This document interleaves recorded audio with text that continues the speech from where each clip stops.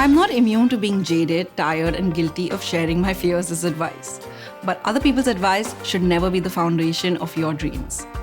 Today's guest is one such person who I'm so glad did not listen to me and bravely followed her passion. Annie Bafna is the founder and head chef of the Nutcracker in Mumbai. What started out as an vegetarian all-day breakfast cafe in the heart of the city's art district, Kala Ghoda, has now expanded to 4 outlets and they even do home deliveries. Without any prior experience in F&B, why did Annie leave a promising career as a CA at KPMG to take a gamble on starting a cafe 8 years ago? Here's Annie telling us why. Hi, Annie. Thank you so much for being here.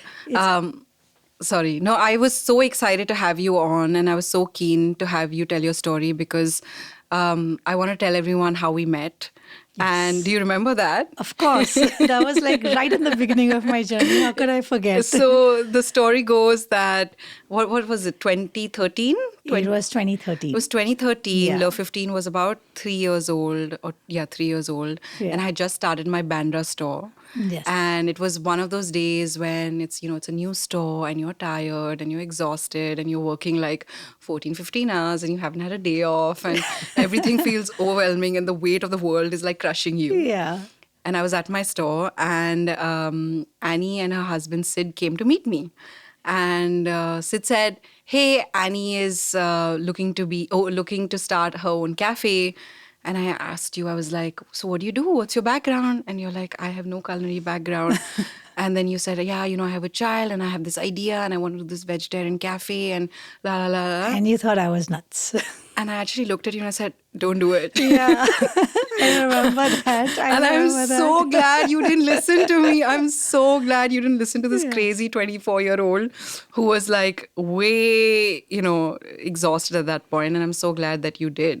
Yeah. So I want to actually take you back to how your journey began. If you can, tell us a little bit about yourself and what got you to that point of coming to me and asking me to start a cafe. Of course. There was a definite part of me that wanted to sort of, think about doing hotel management, going to culinary school. But I also came from this family background in finance. My sister at the time was working at KPMG doing her CA. My dad was a CA. He had his own practice. And somewhere I felt like I wanted to study more. Also, I think, unfortunately, at the time, the possibilities that you have in front of you today to be in this space were not the same. And so a lot of people were like, "Oh, you can maybe do it later, you can just did you study." Discuss this with anyone at home that this is what? So my parents have always been the kind, they've always been super open and they've always just said, "Your decision." My dad almost discouraged me a little bit from doing my CA, and he's like, "Do you really want to do it?" And my sister was like, don't do it. But I just kind of, I don't even think it was something I spent too much time thinking about. I remember applying to KPMG. I remember even getting the form home from the catering college. Really? Yeah. So you went, you so did that? I did that. And then I also applied to KPMG. I got in, there was a group discussion, there was a partner interview. I got my letter saying you're admitted. I had 2 really close college friends and they got into, and then I remember this one night we were all out. We had to sort of give our decision the next day. And they're like, "Annie, what are you going to do being a chef? Just let's just do KPMG. It'll be fun." And I was curious about the whole corporate multinational kind of, work experience. And so I said, okay, what the hell? And it was as casual as that. I don't think that I put in as much thought as I would have liked to at that point in time. And so then that's how sort of CA happened. And I think those 7 years were a complete whirlwind, working 14, 15 hours a day, also studying to pass my exam. And, it was just one of those exams that I just feared failure because I just knew people that kept giving it and they would not get through. And in my head, I just said, I will kill myself, working hard, but I really need to make it possible to sort of get through in the first time. And so it was, I did, touch wood, thankfully. And it's honestly all got to do with luck. Everyone works hard and there are so many smart people that don't make it the first time. So it's seriously just, I think, luck. And so those 7 years were really intense. And there was honestly, I think that entire food dream has just disappeared somewhere in the middle of all of that. And then there came this point where I just felt burnt out. And more than that, I just didn't relate anymore. I just felt that I had gathered everything I needed to. In hindsight, do I regret doing my CA? Not at all. I think it's given me a huge financial sort of base or foundation, which has helped me a lot, especially with Nutcracker. So, of course, everyone just felt that my background was so far removed from F&B that, how would you succeed? You're going in really, really clueless. Which was one. And I think out of the best interest, people were saying that. Also, people did not understand how an egalitarian, vegetarian cafe concept might work in Bombay because, there wasn't one like that before. And I think more than anything, people just want me that really be prepared for the hard work. I remember someone I met who said, you will have no social life. You will not meet any friends. You will not go out anywhere. And are you ready for that? And but you were already doing that in your previous jobs, I was already doing right? that, and I think the one thing that was a huge takeaway growing up from my dad, I think he instilled that sense of hard work. So till today, if I have to stand 18 hours a day, work 15 hours a day, day after day after day, it doesn't bother me. It just comes very naturally to me. So that part didn't bother me. How am I going to hack this obviously was something that I had to think about. And, there were obviously moments of anxiety, moments of, I don't know how I'm going to do this. Also, just because there was no knowledge, right? So I felt that I had to sort of put in a lot of time on self-study. I knew I loved food. I loved cooking food, but that's not even the same thing. There are millions of people that love to cook food at home, right? And it's just not the same thing. And I think one of the things that worked for me early on is to kind of spend a lot of time planning. So making a business plan, figuring out what kind of, size would work, how many covers would work, what kind of menu would work, what kind of startup cost we should have, what kind of revenue we could sort of on a very conservative basis expect to have every day. And so how much we should spend. And the decision to start small, right? So even if you burnt your fingers, it's not going to kind of really trouble you that much, right? And I went to culinary school and everything, and I went in full blind. So I think, and if I have to go back and see what was one thing that I would change, it would be have a business plan.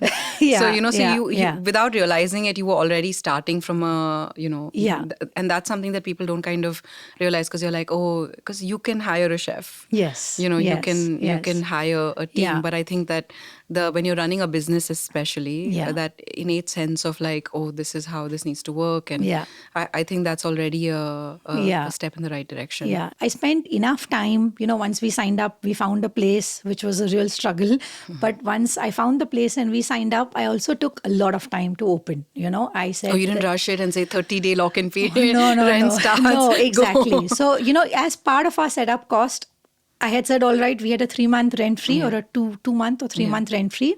And I had put in 2 extra months, planning that I'm not going to open. It was a struggle to get people because it was a brand that nobody knew. It was serving vegetarian. I mean, a lot of chefs, now maybe vegetarianism and veganism and all of that is more sort of popular. But at that time, it was hard to get the correct people. And that was what the problem was, that I knew what I wanted to deliver, but the kind of people that I wanted was hard to get. And then it was hard to train people to sort of, deliver or serve in the way that we wanted it to be. And we did loads of trials. We called in friends. I remember the first time we did tasting, food did not come out of the kitchen for 2.5 hours. I had friends sitting there and they're like, can we please go home now? And I'm like, no. What is the size of the kitchen? The size of the kitchen. So the overall size of Kalagoda is 620 square feet. So the kitchen was 150 square feet. Yeah. Okay. Then we had the little beverage, coffee and whatever. And imagine that entire menu comes out from that 150 So there's a lot of people that come in, a lot of people now that come in. And sometimes I look at it and I'm like, I don't know, but there's just some magic to that place. Touch wood, I really, really feel it because we just managed to get a lot done there. So we took time to do those trials. I mean, I remember at the end of the first one, I just felt so demotivated and horrible. But, I knew that if it needed more time, I'd take more time. There was never the pressure to open in the first one. I just refused to sort of keep that pressure. And through this whole process, even before you got the place, was there a time where you felt maybe this is not the right thing for me and I should back out? Did you ever feel that doubt? No, I didn't. You didn't. So I think once I had decided to do it, and I think sometimes as a person, I'm a little stubborn. So once I will take all advice, but once the decision is mine, then I kind Follow of, through. yeah. So there was always, okay, how am I going to make it work? But there wasn't ever a moment where I said I shouldn't do this. I didn't go through that. I just knew that I now had to make it work. Yeah. Yeah. And we're so glad that you did. So for people that don't know, Annie's kitchen now and mine share a wall. Yes. And so often, in the office when we are hungry, we're like, we want the scrambled eggs and we want this. And, the bagel comes in and it's all so delicious. And the thing is that now think about how old is Nutcracker? Like 8 years. 8 years old, Yeah, right? yeah, 8 years ago, I think that the cafe scene in Bombay was quite similar in the sense Yeah. that it was almost predictable, right? Yeah. Like menus everywhere were quite predictable. I think when you came in, you sort of broke that mold of, firstly, it was largely like a vegetarian, eggetarian cafe. Yes. And the whole menu was still so comforting. Like I think that was the theme that kind of stuck Yeah. through. What did it take for you to decide that, this is the kind of food I'm going to serve? And was there ever any doubt that, doesn't look like all the other cafes? Will Yeah. people still like it? Did you Yeah. ever feel that? No. So once again, I just felt that the entire space had to really be an extension of my personality. It was so close to me as a passion project that I knew that if I tried to do something that was not inherently me, it's not going to work. And that's still the philosophy that I follow, to be honest. So when I thought about the menu, I thought that it really had to be, a combination of things that I grew up eating and I loved, things that I sort of tried on my travels and I really enjoyed, or things that I used to make for friends or, family at home and they really enjoyed. And, we put together that menu, and I was also very sure the all-day breakfast concept, which then didn't exist in Bombay, because people would have breakfast, but either it would sort of close at 11 and then it would run on normal menu, and it would always be limited, right? And it was always something that I enjoyed as a concept, and so we said let's go with it. And also because I am vegetarian, I mean I in fact hardly eat eggs, but eggs obviously had to be a part of the menu, and the breakfast was a great way to showcase them. And so I actually wanted to get to the part where now you've decided you're going to open this restaurant, and you've heard different people give you different opinions. Yes. What does it take, like, for, it is quite courageous to do that, especially when you're coming from a completely different background. Sometimes for me, I felt like I started so young. It was kind of, the inexperience was actually a great sort of push, because you don't know what you can or cannot do. So it was great. Yeah. What did it take for you in terms of like the support that you had, from your family, from your friends? What really made you push through and actually achieve that dream of opening this cafe? Yeah. So I think that if it had not been for it's like it takes a village. And if it had not been for that support, I wouldn't have been able to manage. I think the first hugest sort of pillar of strength really was Sid, because he was, when I sort of finished work and I was beginning to plan this, initially till the time I decided I want to do it, there was the yes, no. And he is the one that just kind of gave me that push. He said, just do it. You've sat around iffing about it for enough time, and just do it. It's not going to kill you if it doesn't work. You have to just try. So I think, that was the first thing. Also, in terms of family, my daughter was 4 years old when we started, and she was small, she was little.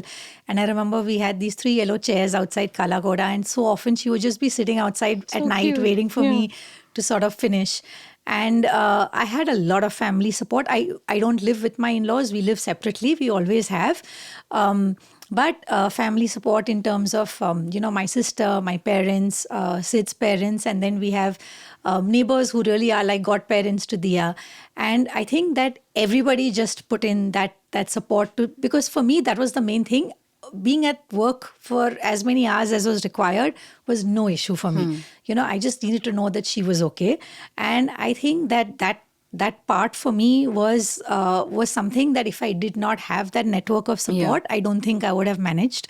For me, that would have been a deal breaker. Was there really. is mom guilt a real thing? Did you feel that? Oh, yeah. Mom guilt is such a real thing. I mean, anyone who says otherwise is just I don't know. No, it's a very real thing. But once again, I feel like there are stay-at-home moms who probably look at working moms and say, I don't know how they do it. I look at stay-at-home moms and say, I don't know how they do it. I think it's about what you're made of, right? It's what you connect with. I think very clearly you know you're this or that.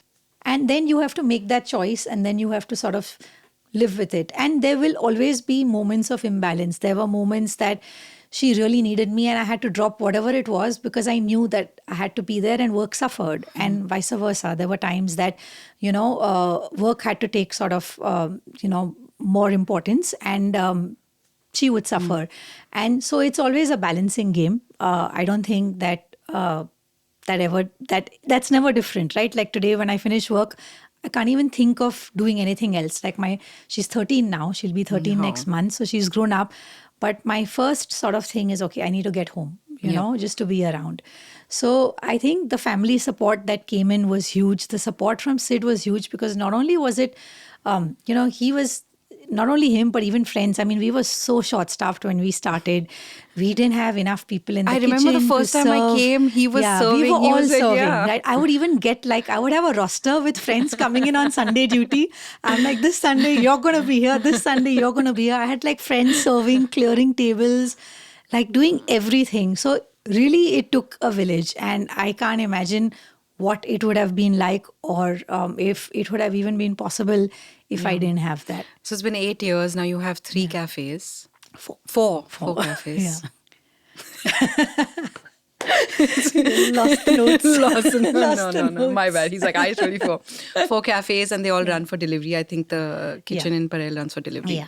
Was the ambition this big when you started? Oh, no. Absolutely not. I was very clear I would never open a second restaurant. I died. I've done yeah, one. I said, no way. There's no, this is what I want to do. I like to come into work to this small little cafe, have my coffee, chat with guests, serve them food, feel happy, work on like new stuff. And like, this is perfect. I don't need to complicate my life. Yeah. I don't need to make it bigger. And also as a person, scale is something that has never driven me. It's never been the driver for me ever. So then what happened?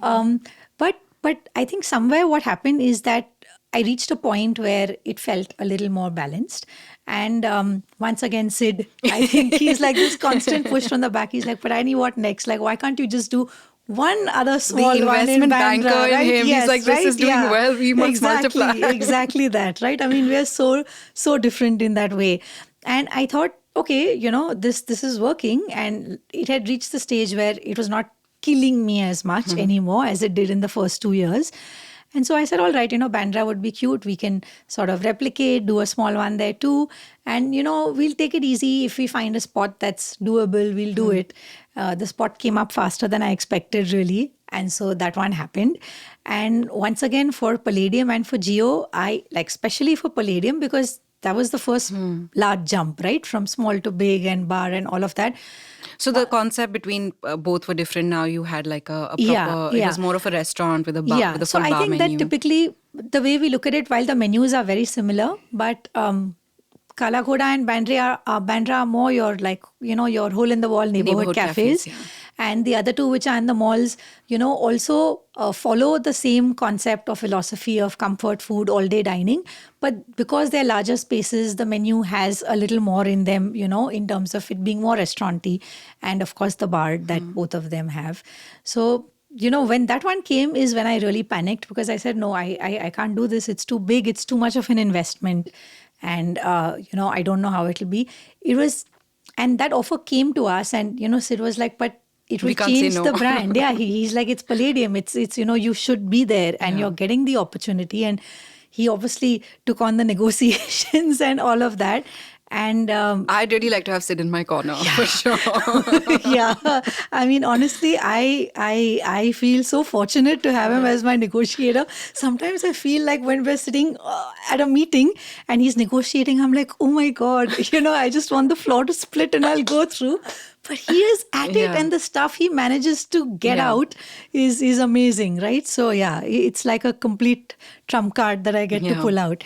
But that was a big step, and we started, it was great, and then in 3 months, COVID, yeah. right? So it was obviously tough. I mean, you know that. Yeah. We've had like long discussions during Yeah. COVID about what are we doing with rent, what are we doing with staff, and I mean, it was. I don't think any of us could ever be prepared for everything that followed once that happened, right? I don't think so. I don't think we imagined it could be that long. It could be that hard. It just, we had to keep changing things so much. What kept you right? going through all of it? What made you push through? So what really, really was a huge support for me once again was the team. So there are a lot of people that we started out with and they're still with us. So a lot of the key roles, are still held by people who've been with us since we started. And I remember when March, right? End of March is when COVID hit. And end of April is when we said, let's think about starting deliveries. And initially everyone was scared, right? Nobody wanted to step out of their homes. And I remember a couple of the old guys said, you know what, let's just try. And the rest were not even willing to step out, right? And they said, you know what, let's just try. So literally 7 of them decided to move into the restaurant, stay over there. I was close enough to Kalagoda, so I would come and go every day. And there were 8 of us sort of, running it and doing the deliveries. And I just felt a huge sense of responsibility towards the team to ensure that, their jobs are intact, that they make some money there, some take home for them to keep their homes going, and it just felt, I think that as you grow, initially we were really small, right? And as you grow, you just suddenly feel this sense of responsibility to the people that are with you. And I think the support from them and the responsibility I felt was a huge thing. And also, fortunately, our food was just delivery friendly food, Exactly. right? So it was stuff that, once we started pushing, people would order. And I think also people were being really kind because they knew restaurants were bleeding. Struggling, yeah. We tried to start our direct delivery and so many people would, come out of the way and come and pick up their parcels. And there was just a lot of encouragement from that. I think there was a lot of kindness that you saw all around. And there was, once again, there was never a question of, am I going to make it through? There was only the question of, how am I going to make it through? I need to figure it out. It's just sometimes when your back is pushed against the wall, you just have to figure out how to do it. Yeah, So, I cried a lot and then I decided it's time to stop crying. Yeah, right. and just figure it out. Yeah, just figure it out. Yeah. But yeah, I think what it prepared us for, and we were just talking earlier about, if there is even a slight scare of it happening again, I was like, I don't think I can go through this whole thing again. Can't, not one more recovery. But at least we know, at least we're better prepared. At least now we know, we get into action and we know what to do and take it head on. I think it taught us all how to sort of change decisions so fast, right? To think on our feet. Like you could sit and do a whole planning meeting today and 2 weeks later, suddenly you have to change, change product, change people, change method, change. Yeah, it did, right? So I think a lot of good came out of it. Also, I think once again for team members that there was a strong message, for people that you were not laying off, you were sort of stretching yourself to try and do whatever they could. And then that brought in also a sense of belonging to the company, which I think was great from both sides, for both of us, for the company and for the team members. I mean, it's, I sometimes I feel like just 2 weeks ago, I had this like massive breakdown because there's just so much. Sometimes I feel like because you wear so many hats and you're doing so many things, because I'm not as much in the kitchen anymore. So I feel like my skills there have gotten out of practice, out of touch. I'm not like up to date with all the latest pastry things that are happening and I have to constantly keep studying that, but then also running the business and then also checking. Sometimes I feel just so overwhelmed with everything. And then last week I just broke down because I was like, I feel like I'm not good at anything. I'm trying so hard to be good at, be a chef and be a businesswoman and be this and be that. And at the end, I'm like, I feel like I'm not doing justice to anything. Yeah, I feel that a lot. Do you also, how do you, I cry. I go back home and yell. So it's very normal. I have 2 punching bags at home. Yeah. And they're like, okay, she's had a bad day. Just give her space. And then they know, okay, half an hour, 1 hour downtime. Nobody says anything. Leave her completely on her own. When she's ready and she throws her mood, she'll come back out, right? It's the same. I mean, the thing is that, and I remember people that I spoke to telling me this before I started, that you start out because you have this passion about food. Yet when you're in the industry and you're running a business, that becomes like such a small percentage of the things that you have to do, right? Yeah. And as you grow, everything else takes over. It becomes more important, and you need to kind of create that time and balance to Really find things that give you joy. To find that joy, or to and that's what I constantly do in terms of whether it's reading, whether it's sort of working in the kitchen with the chef or whatever, to just remind myself that also why you do it. No, like, like one of the things that I started, like this leadership, sorry, I'm just going to keep moving. I started this leadership coaching a couple of years ago. And the first thing she said is like, go back to this Simon Sinek talk to saying why, start from the why, and then and I had to like really look at that, especially during COVID, to say, why am I doing this? Why am I doing this? So I think, it's exactly that. I mean, honestly, it's exactly that. You have to just remind yourself that. And also, maybe, I mean, I don't know how it is for you, but for me, for the first few years, I just refused to let go control. So I was doing everything from HR to accounts to marketing to purchase to being in the restaurant to food to menu to everything. And then it's like you said, right? You're doing everything, but you're not doing anything justice. Yeah. And it took a while for me to be able to sort of step back. I mean, I realized that until I step back, the people around me are not going to step up. What was that moment where you decided that I have to let go now and give some of the control? So once again, I don't think I would have managed. I remember Sid. He's like, telling you, he's like, Annie, stop it. He's like, you know what, you need someone to help you with operations. You need a head of ops. And I'm like, no, I'm not. And he'll come in and he'll do his own thing. And I don't want someone sitting on my head, and I want to do everything on my own. And he sort of went rogue. He got CVs. He interviewed 2 or 3 guys. He said, these are 3 good, really guys, and interview them and you make up your mind, right? And then I did it. And then I took on, one of them, and Jay, who's still with us. And yeah, my life changed. Yeah. Honestly, it really, really did change. He is such an integral part of our team today. And I can't imagine, how I would have gone through these years without that support. So I think that was the turning point. I realized that, I have to let go, and it's not impossible to find people to do things the way you want them to do, or do a job as good as you think you can do it yourself. And sometimes people will do it better than you can, just because they're more focused on it, right? Yeah. And I think the same thing happened to us like 6 months ago, where Sid is like, you know what, Annie, I think it's time for a CEO. And I'm like, no, I don't want a CEO. I don't want a CEO. And he did exactly the same thing again. He interviewed people. He got candidates. He's like, okay, I think I need Sid to start interfering in my life. He's like, I got these 2 guys for you. Yeah. And he's like, you choose, you decide. And I'm like, but I told you that we'll wait, a year. And he's like, no, I think it's time, and you're not seeing it. I'm seeing it from the outside. And I think that perspective of him knowing me that well and seeing it from the outside, and also being very close to the business, and also because a lot of the work he does as a banker is in the F&B space, he's able to sort of see things with less bias or with more clarity. And I've learned to kind of, be it through a whole series of arguments, but I've learned to kind of trust and listen. So my problem was the opposite. I was very easy to delegate in the beginning. Okay. So I was like, I don't like, and for me, it was like, this is the boring stuff. I don't want to do it. Yeah. But then I realized that you can't do it. You can't delegate without supervision and this, right? So that's what went wrong for me. Yeah. Because I was like, I don't want to look, I hate numbers. I don't want to look at the numbers. You take care of it. Yeah. And then that completely backfired. So now finally got into balance of understanding how to delegate, but also like... Exactly. Being on top of it, just knowing what's going on, right? And I think as you scale, that's something that you have to learn, because you can't be everywhere all the time. You can't be doing everything all the time. And the more time you spent with those sort of people that are going to be impactful on your teams, and you know what's going on, and you work closely enough with them, they eventually learn to mirror your philosophy.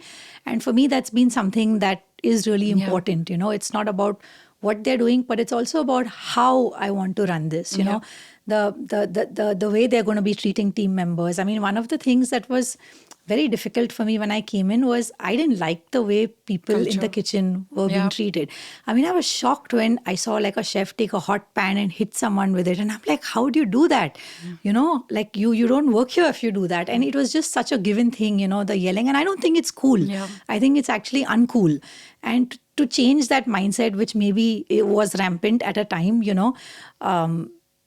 in the industry, I was just like, this, I can't run it this way. It's just, this is not the way we're going to run this space. And for people to unlearn everything they had learned, be less harsh, be more empathetic, work together better. That took a lot of time, and I just realized that the more time you spend with them, the more they mirror the way you want to run it, and then the easier it is for Culture you to comes step top back. down. So, Yeah, exactly. But so what is, not maybe not one thing, but what are the couple of things that you know now that you wish you'd known about the F&B industry before you started? That I wish. I mean, everything. I came in knowing nothing, Pooja. So, like seriously, because I you don't spoke think to so there's- many people, so people kind of No, told you a no, bunch like of stuff. That That doesn't count. right? That doesn't prepare you for anything, for anything. But Okay, so if yeah. if Annie from 2013 Yeah. came to Annie from 2023 Yeah. and said, "Should I do this?" Yeah. What would you tell her? So, what I would have definitely done is got more people at an earlier point in time. I would have sort of set up the divisions, the departments, instead of trying to do everything myself and burning out. There was also, the reason I did it that time is because I felt I don't know anything, so I must learn everything, and so I must do it to learn it, right? And so but in hindsight, I did it for too long before I realized it's burning me out, and it's a disservice to everyone around me, really, So I think that I would have made those changes probably 2 years earlier than I did. But besides that, honestly, everything else was I don't think I would change the experience that I had, the ups and downs. I think the journey was just so worth it in every way. And if you had to give some advice to somebody young who's listening to this and wants to get into the industry without any experience, what would you tell them? So I would say, when a lot of people sort of say, okay, I want to start, and it's great to follow your dream. And I think, first of all, that fear of the what if, you have to drive it away. But the thing is that if you get to live your dream and it succeeds, you'll just be a happier person, right? And I think that the chances of success just go up when you spend a little more time planning, and you are also prepared for the hard work in the initial years. I see a lot of people who come in, but they're like, okay, no, but there will be one manager at the shop and I will sit at home. And I'm like, that might not work, So I think that the planning that we did ahead, and also just this hands-on going all in to make sure that it worked in the way you wanted it to do, I think those are the two things that really, really drove us to be where we are today. And so that would be my message to anyone, spend that time planning very well, especially the financial part, because at the end of the day, it's no fun, advice. even if you have people coming in and everyone's loving your food, but you're making losses at the end of the day. It's demotivating, right? So I think that, taking time in the beginning to do that and being very prepared to sort of go all in the initial years would be my message. Yeah. But once again, that's what worked for me. Maybe people find a way to do it otherwise. I don't know. And my last question would be, what is the big plan? What do you see for yourself? Where would you like to be? Yeah. Big plan. So, like I said, I am not, and I have never been a person that is driven by scale. And I feel like I'm living my dream. If you ask me what is like the big thing you would want to do, I don't think that there is, like, I am just a person that is supremely satisfied at any point. I was satisfied when there was 1, when there was 2, when there was 3. I'm super satisfied now too. But what I do aspire to do is, I feel that we need to now do what we're doing. And of course, there is a vision to grow. But I think more than that is to do it in a better way, to do it with more impact, to do it more mindfully, to do it in a way that is more sustainable, to do it in a way that impacts the people that we're touching on the way as we go. And so I think how I want to run it for the next how many years, like I want to know that Nutcracker would still be as relevant as a brand and as loved as a brand for people, 10 years from now. But there are multiple ways to get there, right? And I think working on how I really want it to be, because all this time I've just been focusing on, the operations, But now I feel like it's time to sit back and say, how can I do this more mindfully, more thoughtfully, better, just to do it better in every way. So, yes. Amazing. Thank you so much. That is it. You say it's 4 now, and I'm sure the next time I run into you, which is once a year, it'll be like 50. No. 50 ain't happening.